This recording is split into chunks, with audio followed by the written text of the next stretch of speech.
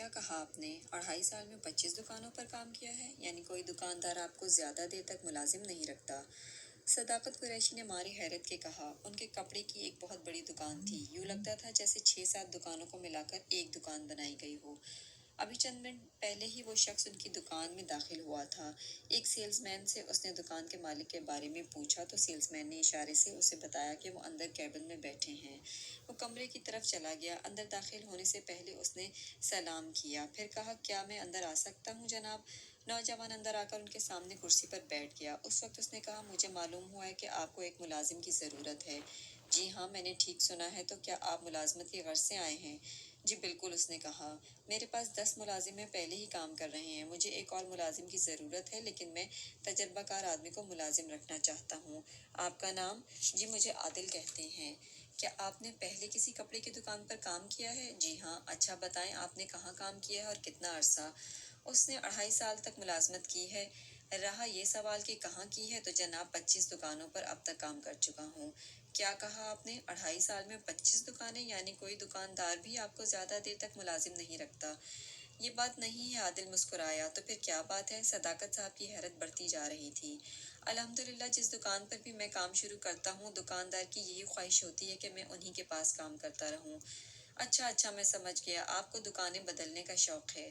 آپ غلط سمجھے، یہ بات بھی نہیں ہے، عادل مسکرایا۔ تو پھر کیا بات ہے؟ صداقت قریشی نے حیران ہو کر پوچھا۔ جی بات دراصل یہ ہے کہ جب بھی میں کسی دکان پر ملازمت کے لیے جاتا ہوں تو دکاندار کی شرائط پر پورا اترنے کے بعد پوچھتا ہوں، آپ کی دکان پر کوئی غلط کام تو نہیں ہوتا؟ کیا مطلب؟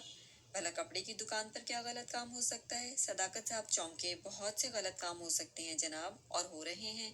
کیا کچے رنگ کو پکا رنگ بتا کر کپڑا فروخت کرنا غلط کام نہیں ہے؟ یہ جھوٹ بول کر کاروبار کرنا ہے یا نہیں؟ لاہور سے مال لا کر یہ کہنا کہ یہ فیصل آباد کا مال ہے، یہ کیا جھوٹ کاروبار نہیں بنتا؟ ہر ایک گاہک سے یہ کہنا کہ قیمت خرید پر دے رہا ہوں، کیا اس طرح کہنے والا جھوٹ نہیں بولتا؟ اور کیا جھوٹ بولنا کبیرہ گناہ نہیں ہے؟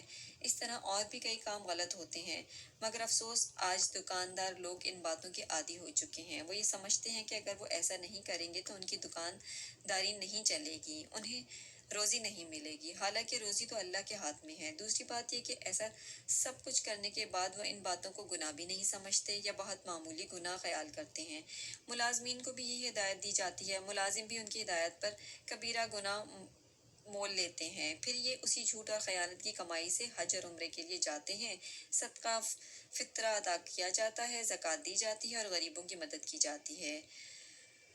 تو کیا آپ کو ایک بھی ایسا دکاندار نہیں ملا جو جھوٹ کا کاروبار نہ کرتا ہو؟ صداقت صاحب نے کھوئے ہوئے انداز میں کہا، ملازمت دیتے وقت ہر آدمی یہی کہتا ہے کہ ہم ایسے کام نہیں کرتے، ہمارے ہاں ایسا کچھ نہیں ہوتا، مگر بعد میں معلوم ہوتا ہے وہاں سب کچھ چلتا ہے، تو میں بھی پھر ملازمت چھوڑ دیتا ہوں۔ اسی طرح میں اب تک 25 دکانیں بدل چکا ہوں، اگرچہ اس طرح ملازمت چھوڑنے سے مجھے پریشان ہونا پڑتا ہے، دوسری جگہ ملازمت تلاش کرنا پڑتی ہے، مگر یہ سب باتیں اتنی تکلیف دہ نہیں ہیں جتنی آخرت کی سزا۔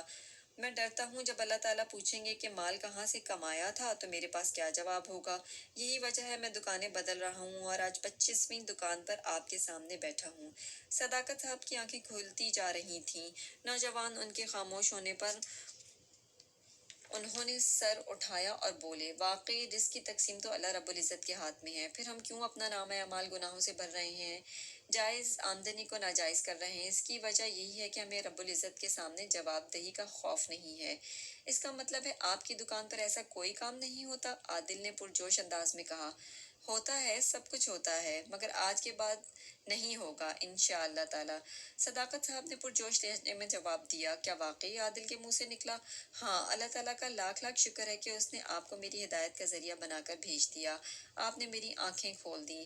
اب پہلی بار میں نے اس بات کو سمجھا، ہمارے ہاں بھی یہ سب کچھ ہوتا رہا ہے، مگر ہم نے آج تک ان باتوں کو کبھی گناہ سمجھا ہی نہ تھا، ہم تو ان باتوں کو کاروباری باتیں خیال کرتے تھے، مگر اب اللہ تعالیٰ نے چاہا تو ایسا نہیں ہوگا۔